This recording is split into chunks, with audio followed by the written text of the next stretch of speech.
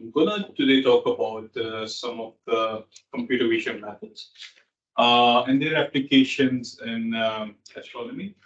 I'll try to cover different aspects of astronomy, but I think given the time, I'll be mostly talking about the radio astronomy here, and that too specifically regarding some techniques that we are developing for ASKAP telescope, the EMU survey.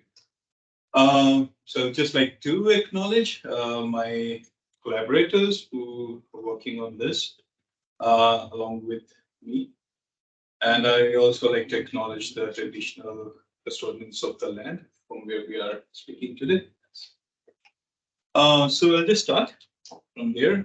Just a quick outline that I'll give a very quick overview of our universe, given that some of us are from purely computer science background. I'll talk about very simply about the computer vision methods that we have, then about the radio astronomy, a little bit on ASKAP survey, and three methods or three projects, which is discovering new radio emission systems or morphologies, and detecting these galaxies which are really extended in these surveys. I'll come to that in a moment. And also the thing that in the end goal that we wanted to build the catalogs of these radio galaxies. So how are we doing that? If there is time, I'll talk about the submillimeter cosmology, CMB, and other stuff, and maybe a few applications in the optical. I love galaxy clusters, so related to those things. So just start quickly with that. The universe started with a big bang. There was age of leptons, neutrons. The universe was expanding and getting cooled down, and there was an age of ions, where when all the ions combined, it became a false recombination, which happened about 3,000 years after the Big Bang. And this is when we see the first light from the universe in the form of cosmic microwave background. And then it followed by age of atoms, dark ages, and then reionization happened, and stars formed, galaxies formed, and bigger structures like galaxy clusters. So I think I'll mostly be covering the age of the universe now, as we see. And as I said, if I have time, I can cover a little bit on the CND as well. Okay, so I say this like in some talks, most of the talks I gave, that why I'm interested in cosmology or astronomy.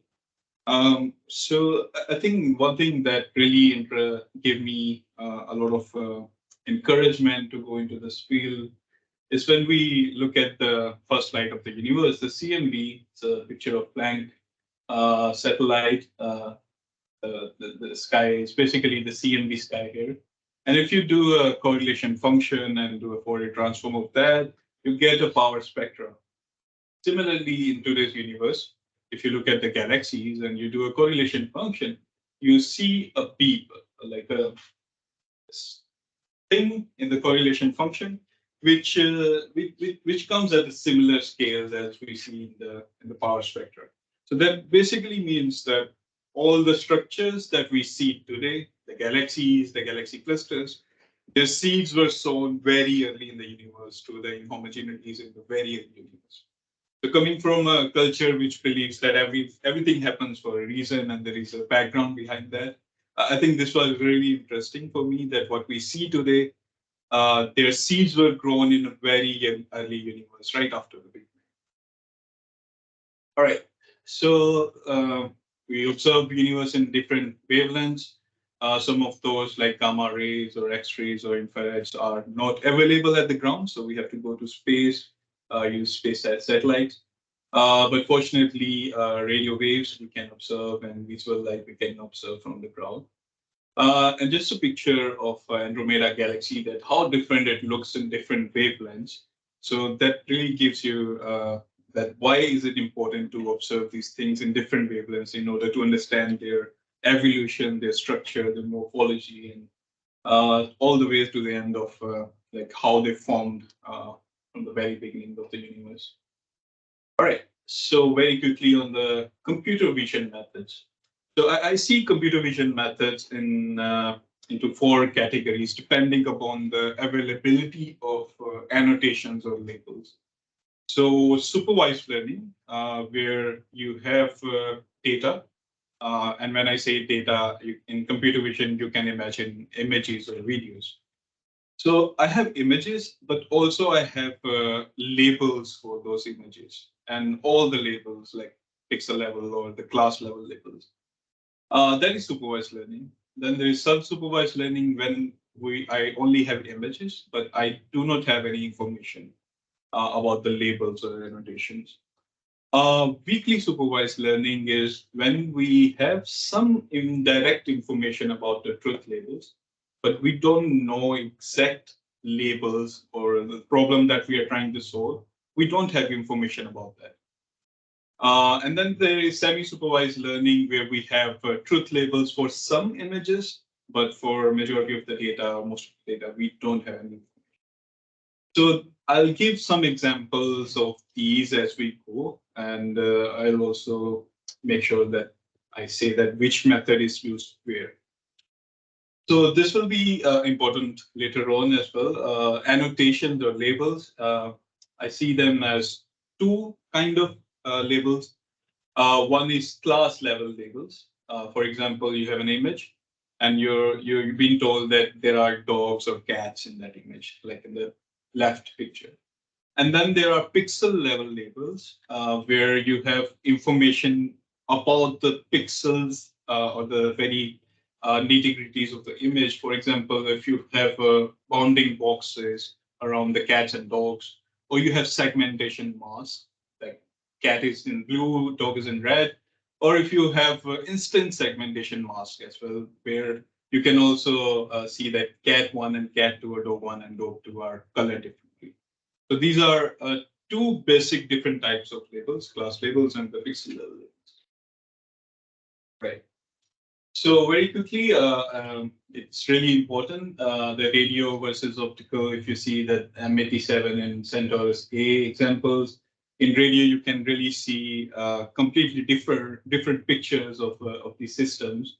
And that tells you a lot about how they evolved and how they form. So it's really important to look at different wavelengths when we are trying to understand how these structures were formed.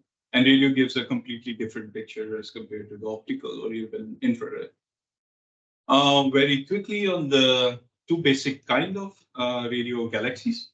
One is FR1 and FR2. So FR1 sources are those where you have like a edge darkened, where the edges are in the form of plumes and they are darker as compared to the central jet system.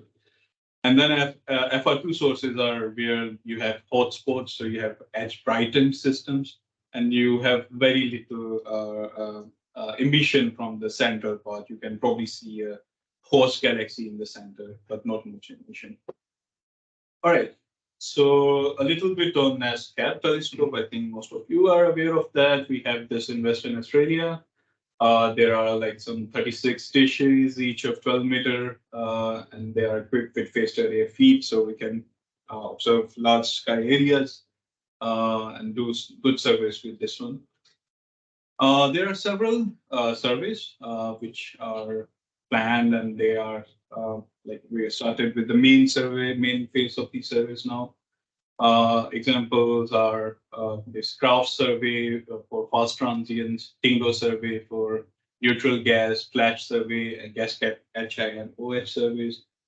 There's POSSUM survey, which goes along with the EMU survey that does the polarization, and EMU is the continuum radio emission survey. So both EMU and the POSSUM survey and also Wallaby, they are given huge amount of time. For example, EMU, which I'll be talking about more today, is gonna observe the whole southern sky. All right. So why machine learning, and why do we need these methods for these surveys? So one thing is that these are like very big surveys, and we are going to detect a huge amount of radio sources with these in these surveys. So, for example, the full main EMU surveys is expected to detect about 40 million radio galaxies over the next 5 years. And it's also a website which gives you the progress as we go through the main survey. So the tiles that you see here, they're all already observed, and you can zoom in through this and have a look at sources. You can find new things in this already. But in order to prepare for all this, we did the evolutionary map of the universe, the pilot survey, which covers about 270 degrees squared. RMS sensitivity is 25 to 35 microjansky. And there are about, because the Sylovy algorithm is run along with the image in the ASKAP soft pipeline.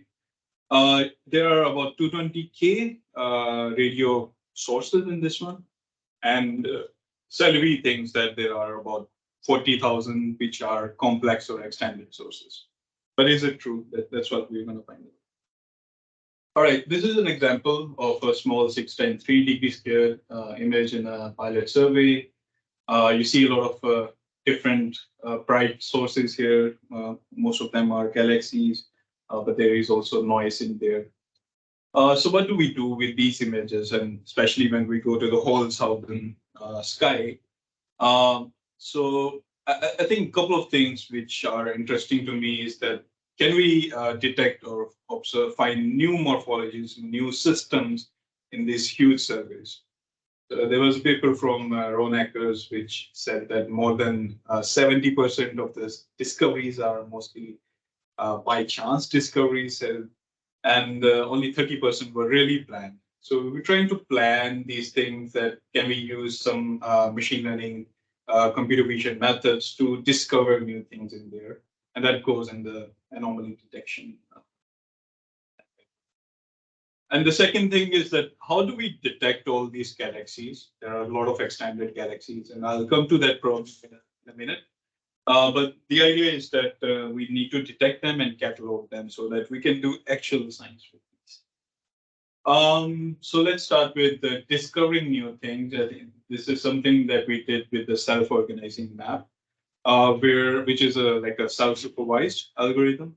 And the thing is that you have a lot of images in a folder. You just throw it to a self-organizing map, and slowly it starts developing some features. You see that these neurons start developing some indications that which sort of galaxies go to each of these boxes in the 10 times 10 lattice, as an example shown here.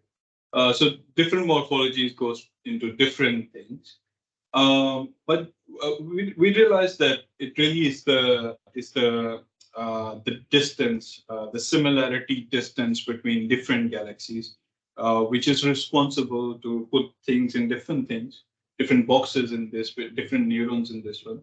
So is it possible that we use that similarity matrix to find out that some of the systems which have very high Euclidean distances, that means they are least similar to different neurons or different boxes that are shown in the self-organizing map.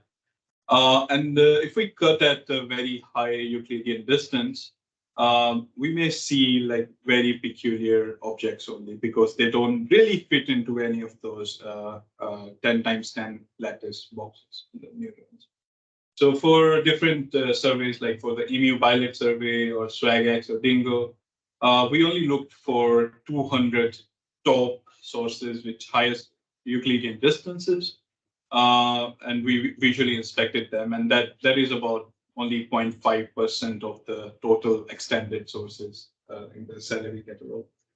So by doing this, I just wanted to say that this is a very simple technique using the self-organizing maps, but it works very well for astronomical data sets. So we astronomers are kind of obsessed with SOMs, but there are new methods which we are trying to implement for the EMU main survey. There are methods like student-teacher networks, which in a self-supervised way, they train as teacher and student network. And the idea is basically that you have one single set of image, and you get a loss function which tells you the image which goes to the student and the teacher network. They are basically one single image. And you prepare a loss function according to that. Then there are reconstruction-based methods and this segment any anomaly by Facebook, which did billions of segmentations, and I think only Facebook can do that. But we can use all those things to for our own purpose to develop better methods for the as we go to the bigger surveys. I won't be talking about these things, but if you're interested, we can talk after. So we discovered a few new systems in the pilot survey. For example, Ray Norris in 2020 paper, he showed a couple of odd radio circles, which has like circular shape morphologies. And then with the self-organizing maps, we also found a couple of more morphologies which are very similar to the OX in the SWAG-X and then in the EMU survey. So the contours here are the radio contours, and in the background is the infrared. All right, so this gained some attention in the press. Like BBC says that this is a genuine mystery. And I think there's still work ongoing that what these objects really are. So it's also important to find these things, but I think it's more important to also put a lot of effort to try to find out that what's the physics going on behind that. And I think less people are at the moment working on that, but we need more resources to get data from different telescopes, different wavelengths in order to understand what these things really are. There are other sources which we found using the self-organizing map method. For example, this system which it's a star-forming source, but there is nothing in the center of this one. And then this one is very strange to me as well. That there's a host here which emits some radiation here, and that radiation comes out as in the form of fumes. There is a radiation on the other side as well. And this source is probably just a central source, but not associated with the whole system. So all these things are really, really interesting. And I hope that we'll find more in the main survey with that. All right. So I think we are finding these systems, and many of these systems are having morphologies which are similar to this FR2 source. Where you don't really have an emission between the central part and the lobes of the galaxy. And we need to detect these and catalog them. So how do we do that? So let's go on to the how to detect these sources. I think it's a simple animation to understand the problem. Imagine you have a FR2 source with the three components, A, B, and C. X in the center is the host galaxy. So Celebi is going to say that, okay, there are three boxes. I put A, B, C in three different boxes. So these are three different galaxies, which is wrong. What we need is we need to put them together in one single box. And to do that, I think we do a few methods, and that's what I'm going to talk about today. All right, so we looked at that in with supervised learning, with semi-supervised learning, and weakly supervised learning. So I'll give a few examples of these methods, and also the results and how the catalog looks like, or how it is compared to the salary. All right, so first of all, in order to do that, we didn't really have any data set. So what we did as a PhD student in Western Sydney University, she looked at the whole EMU pilot survey and tried to find out these different extended sources. So we didn't go through the salary catalog for this, but blindly looked manually in the whole pilot survey. Then Ray Norris and myself, we did put pixel level annotations, which it includes the bounding boxes, the categories of different galaxies, and also the host galaxy position. So the figure on the first column is just the raw radio image. Then a little bit of pre-processing that you try to remove some noise from there, and from that, you can also see the different bounding boxes and the different categories of the galaxies. And then the third column is just the infrared image, where you see the host galaxy position, the circle.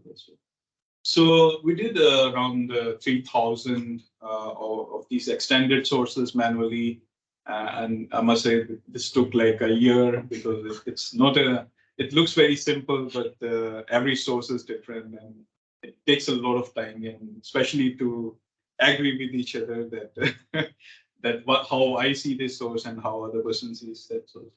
But in the end, we have this data set, and I think we'll make it public very soon, maybe in a couple of weeks. And the format is basically, we have images, then we have a JSON file, which has all different annotations like class level, segmentation mask, bounding boxes, and key points, which are for the infrared. And I'll come to key points, that what those things are. So this is all in the JSON format, and basically because it gets easier for the object detection methods, which are already available, to just take this data set and try to see that how that particular object detection method performs. So very quickly on the statistics of this radio galaxy net data set, we have in the first histogram, I'm showing the number of images as a function of number of sources in per image. So when I say images, it's basically a cutout of 15 times 15 arc minute, and we have up to 4 or 5 sources in the same image. So that's why we are doing the instant segmentation here, that we have multiple sources in the same image. Then the one in the middle shows you the number of galaxies as a function of 4 different types of galaxies. I told you about FR1 and FR2. FRX is something which is in between FR1 and FR2, so we kept it separately for the moment. It's not a new category, but just because of the limitations we have with the survey, that we are not sure that if it's a FR1 or FR2 source. And then there are these resolve structures where you see one peak in the middle and extension, but you don't really see more peaks there. So we call them resolved ones, and these are all extended sources. The table below shows the train, validation, and test. But I think I won't go into those numbers. But the last plot is number of galaxies as a function of area in pixels squared. So as you can see, most of our sources in these galaxies are very small sources, even though they are extended, but with 15 times 15 arc minute,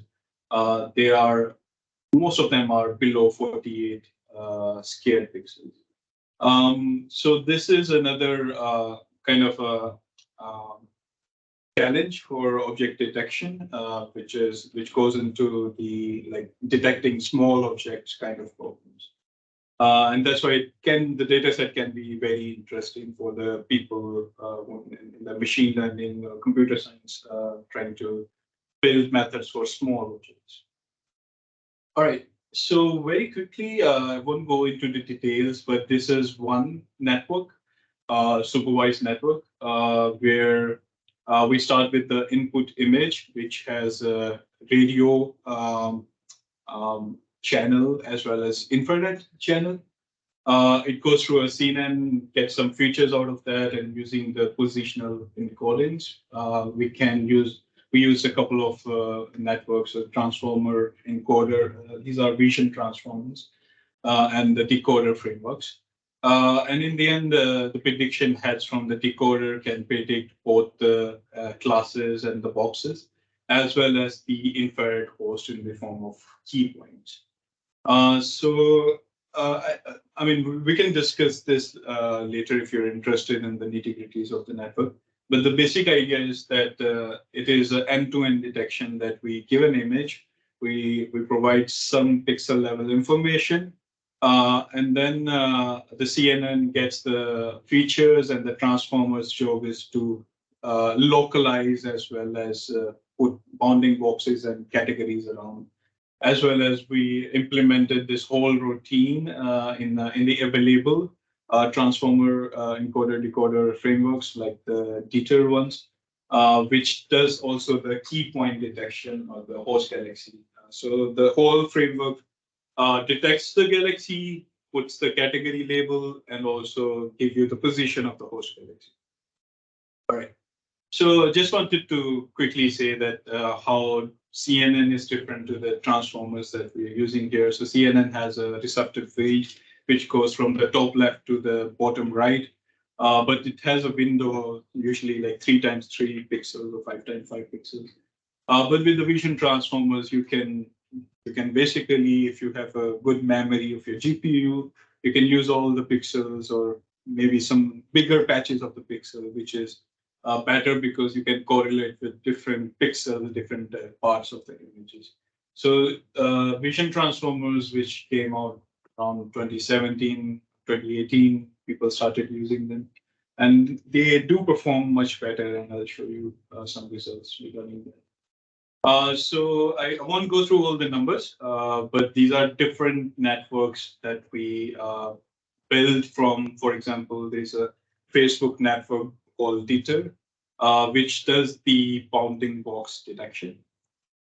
We implemented the key point detection in that one as well, and also we improved it with another loss function. I think the paper, you can see the details about this. So I won't go through these. There is another deformable DETER network. We made similar changes in that one implemented. So it takes a lot of time to debug and everything, but in the end, I think once we had the key point detection implemented, the things were easier from there. There is a Dino network, and with key point detection, we're calling it GalDino. And you can see the numbers where AP is average precision. So I also won't go into detail what is average precision, but if it's 100%, that means it's very good. But with AP 50 at intersection or union of 0.5, you usually these numbers are considered really good. So with the real life images like COCO dataset or ImageNet, so these are very similar numbers where the state of the machine learning is at the moment. So we're getting these nice number, and the small, medium, and the large in the last three columns. Because our data set, I explained that this is has a lot of small objects. So with Dino network, it has some anchor boxes which can also dig into smaller objects as well as the bigger objects. So it's very interesting network. The upper thing is for the bounding box, and the lower thing is for the key points for the internet host. So all three networks on the top are vision transformer based networks. So we compared it with the faster RCNN as well, which is a CNN based network from 2015-16. And you can see that there is at least 10% difference between the AP average precision 50 from the transformer and the RCNN. But of course, there are better anchor boxes in the Dino network.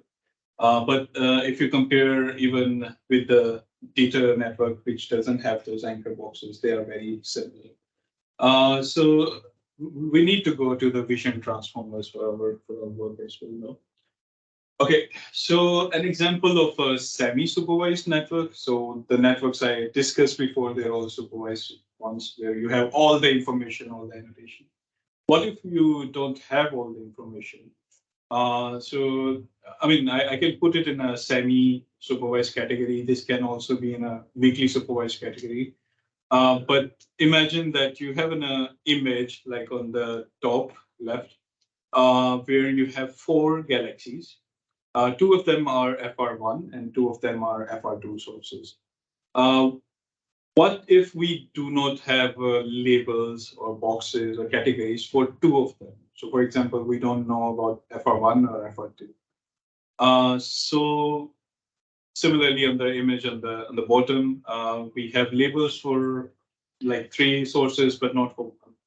So there are these single instance annotation methods which take one category per image, and then they can reproduce or produce the annotations or the predictions for all other sources in the image. So I think this is important because when we were manually annotating the radio galaxy net data, we realized that we can't really annotate everything. Whatever we do, how hard we look into the images, we always miss some images. So this is interesting to get back those images, but I'll show you some results because it's not going to the tables, but using the supervised and the semi-supervised networks in the third and the fourth column. So the first column is just the ground truth. It's a radio in greenish bluish, and the reddish thing is the infrared sources in the background. And I have the bounding boxes and the categories of the sources as a ground truth in the radio galaxy network. The second column is just the infrared image, and have in green the detections from the networks, and the circles are the ground truth. The white circles are the ground.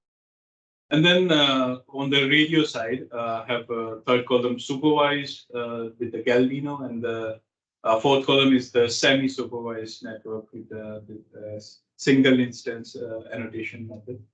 And you can see that both of these methods, they recover more objects than in the ground truth.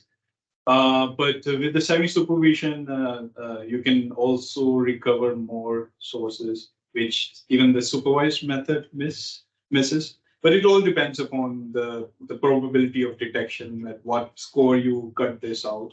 So we found out with semi-supervision, you can find more sources above a same threshold, but then you also have a lot of false positive here as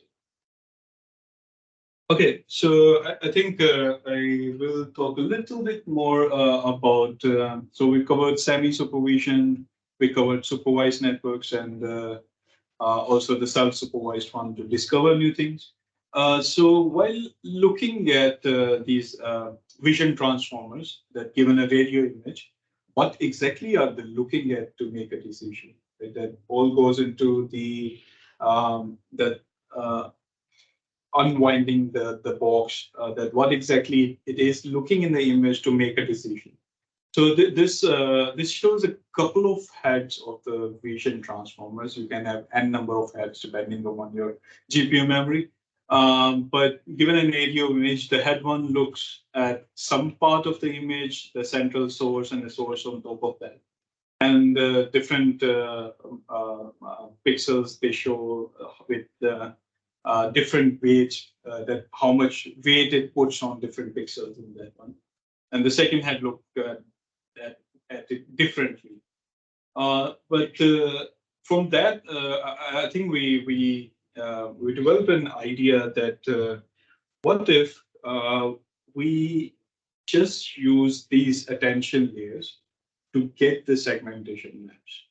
So the idea is that you have an image and you know that there is a FR1 or FR2 or two FR1, FR2 sources in the image. That's the all information that you have. You don't have pixel level information like bounding boxes or segmentation masks. You're just told that here is an image, and there are two FR1 sources or two one FR1, one FR2 source in that image, and find me the locations and do the segmentation for those sources.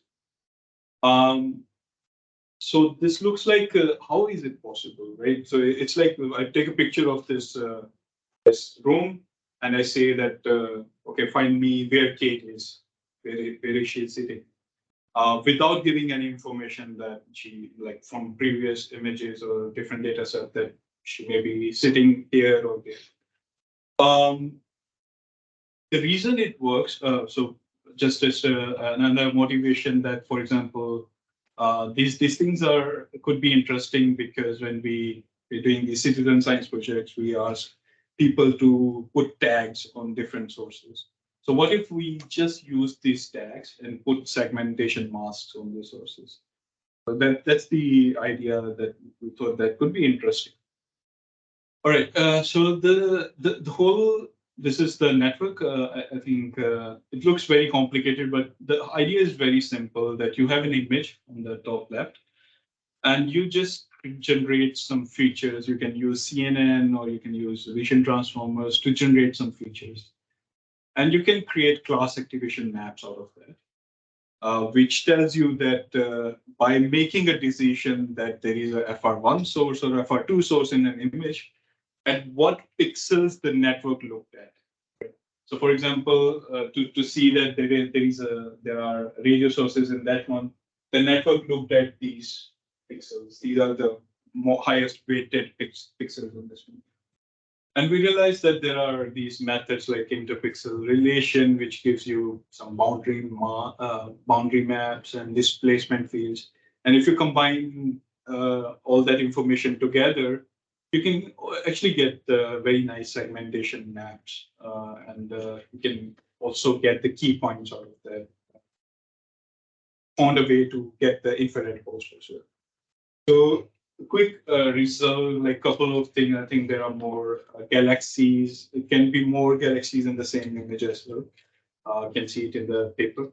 But for example, the radio galaxy, which is not really in the center of the image, it can be anywhere in the image. So all that network is told that there is a FR2 source in this one. That's all the information is given. And find me that where it is. Right? So the truth label is there, but that information is not really used to train the network. It's only to comparison. And the third column is the predicted label. So it predicts FR2, that this is a FR2 source. It predicts the segmentation mask, and you see the features around, like the shape of the mask. It looks very similar to the ground truth. And I think this happened because of the refined displacement fields that we added. And then also the green boxes show you the infrared pulse galaxy also does that. So this gives the network gives an average precision more than 55% as well. So the thing is working, and I'm pretty excited about this one, because for me in the beginning this was magic. Like, how can you find out where the thing is by just giving a class label? There is something in this. All right. So I'll move very quickly on the getting the catalog out of that, right? So that's the end goal. We do all these detection, and what we want to do is we want to construct a catalog. So I showed you those average precision numbers, about 60% at IIU of 0.5. But that is when you consider the whole image, and in the whole image there can be like 4 galaxies. But we found out that when I consider just the central source, I get the fraction of sources in the test set where intersection of union with the ground truth greater than 0.5 is more than 98%. So intersection of union greater than 0.5 really means that it's almost, the ground truth is almost on the top of the prediction. But even if you increase it, that you want exactly on top of that 0.6 or 0.7, still only 2% of the sources have smaller IOU. So, I mean, I think I was really happy with these results, that if we just take the central source every time, we can actually find very good bounding boxes as well as the key points for the infrared also. And the reason that I'm saying that we only need the central source is because we have CSIRO catalog. We can generate cutouts at the positions of the CSIRO catalog, and then we can consolidate the CSIRO catalog itself. So we don't really need to take an image and start from top left to the top bottom, go everywhere and find those sources. We can just use the CSIRO detections, but we need to consolidate that because CSIRO gives us wrong information about the extended sources and also for the compact sources. Okay, so we start with the CSIRO catalog for 220K sources, produce 8 times 8 arc minute cutouts. because we found out that only 4 galaxies were larger than 7 arc-minute in the whole survey. So we, at the moment, ignored those 4 galaxies and took these 8 times 8 arc-minute cutouts and used the Galileo network, which is trained on the Radio Galaxy Net dataset. Then we produce the predictions for the central source, so central bounding box we take always in these cutouts, and that gives you the type FR1 or FR2 or etc. and the bounding box and the key point of the central source. Then I'll show you why we need to also be careful about what bounding box to select and which one to ignore. So for that, we sort according to the detection score of the machine learning network, and all the way we run through a loop, add sources to the consolidated catalog and remove it from the salary catalog at the same time. And in the end, we get the consolidated catalog. So this doesn't show you anything, but I have few images which probably are more helpful to understand what really is happening. So imagine we have a central source here, an FR2 source. There are 3 components of this source, and there are 2 compact sources, one in the green and the another one here. So the circles here are basically the detections from the salary catalog. And salary thinks that this is a different galaxy. This is a different galaxy, 3rd galaxy, 4th galaxy, and 5th galaxy. Right. When we put this image through our trained network and we get these detections, we also get the scores. So the bigger box here gives me a score of 0.5. But then there are these sources which are not related to the bigger FR2 source. I get a score of 0.6 here or 0.8 here. And because I am going from higher prediction to the lower prediction, I consolidate this source first. It's the highest score. So this is source number 1 in my consolidated catalog. And I also remove it from the salary catalog because I don't want to count it again. And then I go to a higher prediction. So this is second source consolidated. Then the yellow box has a score of 0.5. So all the leftover sources in the box, because these 2s are consolidated, so I only have 1, 2, and 3 here. So these 3 sources will be consolidated, and they are removed from the salary catalog. And in the end, I have smaller scores on this one and this one. They don't get consolidated because they are no more in the salary catalog. I already removed them. So that's how this works, and we have a catalog in the end. And if you can see the differences between what we have from the salary and what we have in the consolidated catalog. So for example, if we see this source here, it has it's an FR2 source very clearly. One log here, another log here. Salary thinks that this is a different galaxy and this is a different galaxy. Similarly here and here. So salary does it all wrong.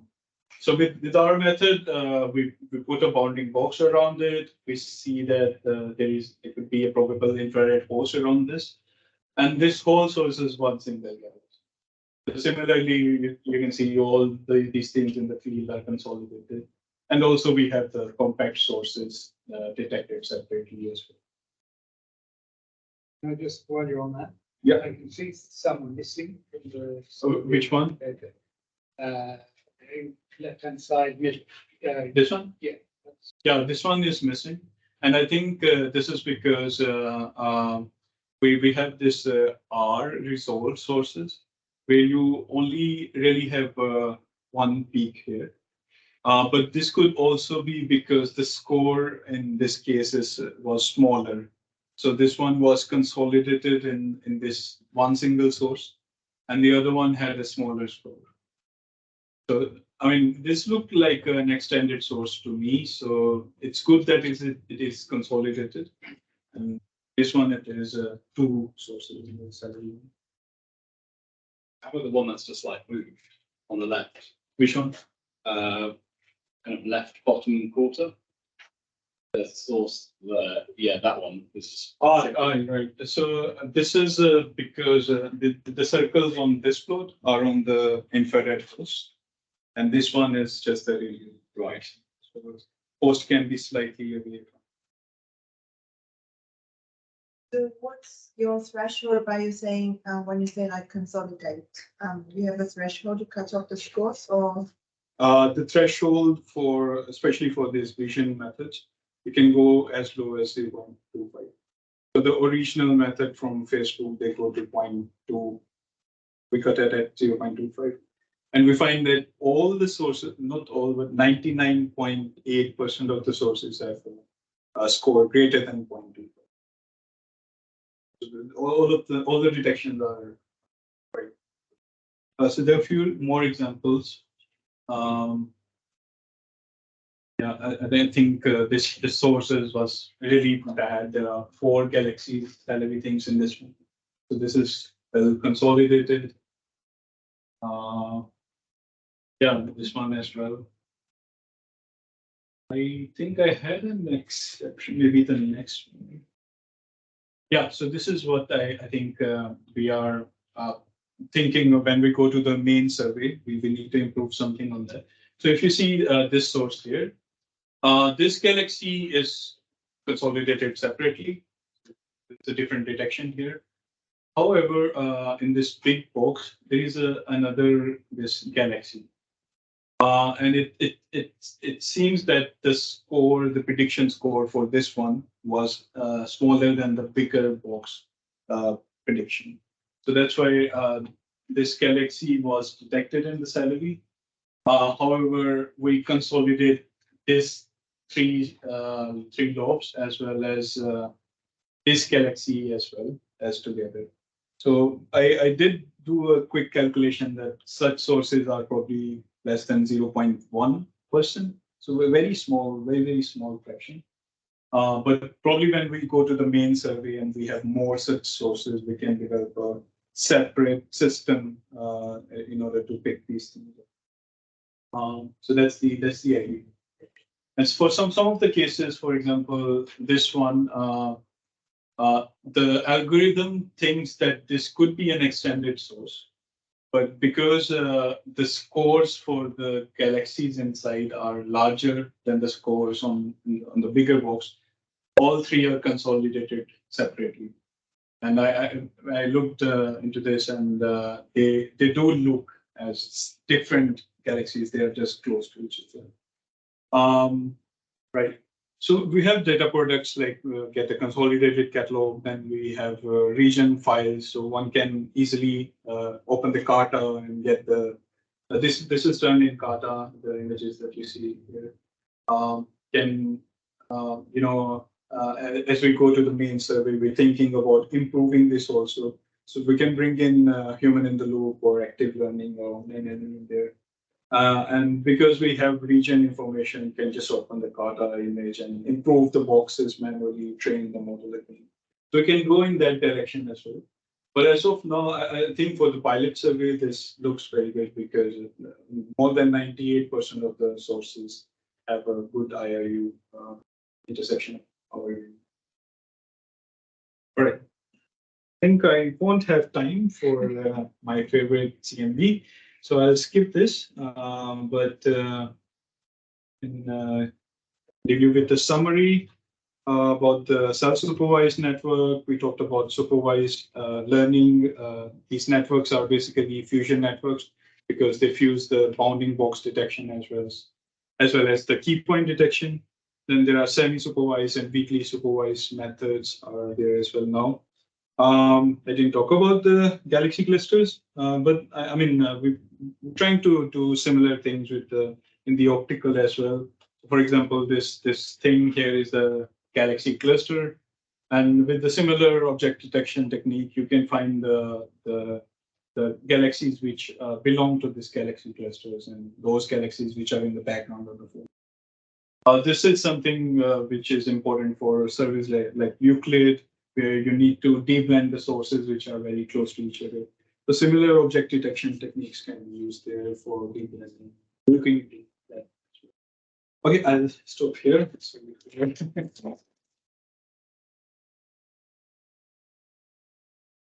So we've got 5 minutes for some quick questions. I'm going to open the floor to questions from students first.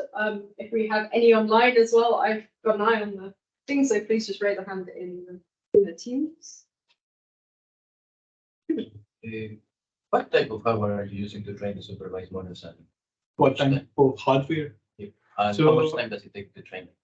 Well, different networks take different time. But on an average, you can train a vision network on a single GPU in less than 10 hours to get these results. I mean, there is trial and error, of course, but once you know that you have all the hyperparameters there, it takes 10-ish hours on single GPU. And the GPU that we are using has a memory of 16 gigabytes. So it's not a huge memory. So that's why we have a smaller batch size as well as the number of sources we give in each iteration. Well, I think with POSE, which is going to increase the memory by 3 times, we can really use this vision transformers to the full extent, hopefully. No further student questions. We'll go for some questions from the room. I've actually had Prajna first, and we'll go on next. Yeah, that was fascinating. Thank you. So I had a bunch of questions, but I'll ask a couple. One is it possible to apply your techniques before the Fourier transform in the UV plane as against in the image plane? Secondly, the experience from decades shows us that when you drop in sensitivity, meaning when you increase sensitivity, a large fraction of the objects that are detected tend to be nearby objects rather than distant ones. So maybe, I don't know, extra region, Milky Way, whatever.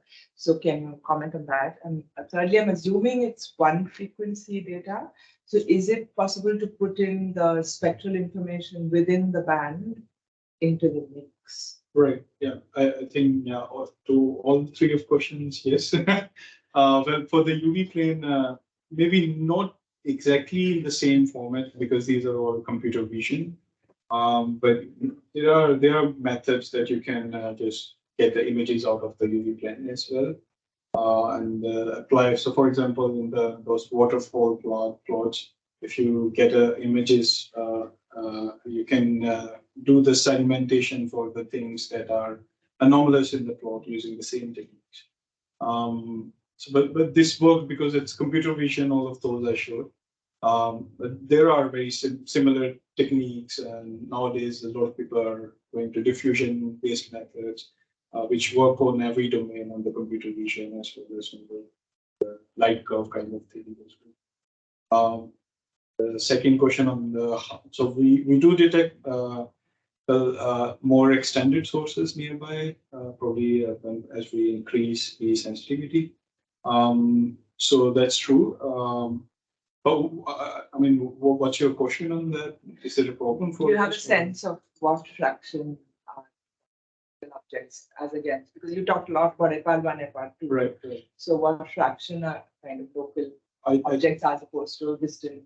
Yeah, I think think that- most of these are supposed to be local objects because more distant object, we need better resolution to develop them.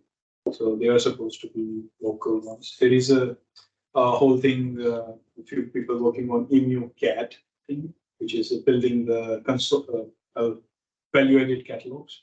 And in that one, we will provide some redshift information for optical infrared competence. I think most of them are. So the extended one are supposed to be nearby ones. I forgot your last question. Oh, is it possible is it single frequency data? Yeah, this is a So ASKAP within the data. band, Yeah. the spectral information within the band, is that possible? Yeah, sure. To be included in the. Right. So, for example, so the results I showed you with the Galdino method with which we build the catalog, we have 8 channel images in that. So we look at the radio image with the different maxima cuts. So we see a lot of noise in one image and less noise in You can have n number of channels. You can add more information, polarization information, everything. And usually more information you give better results. Yeah, you can have the spectral information as well. And this is at the ASKAP immune frequency around 900 megahertz.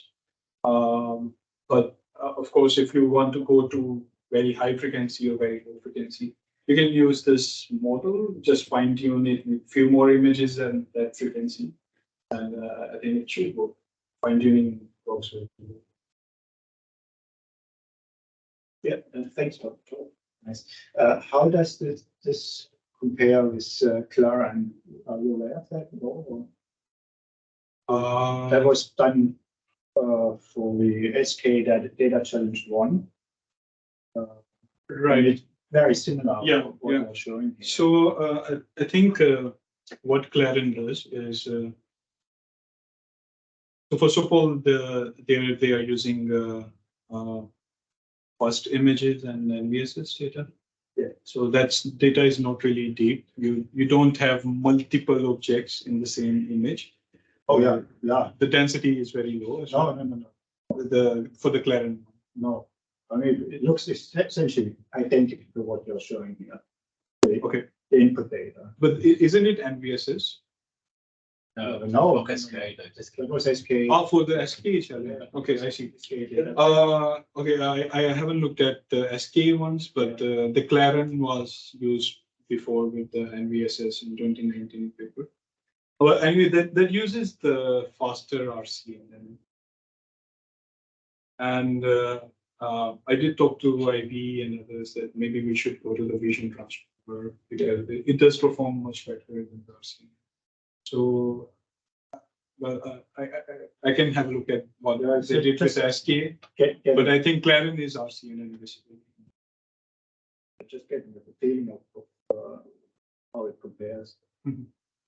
So, I do think that if you use the Galdino one, then it should be at least 10% more. I do think that because it's just the anchor boxes, the way you predict things. With the RCNN, you have a lot of predictions, and then you do the MMS on that, and you take just the fewer boxes which are higher scope.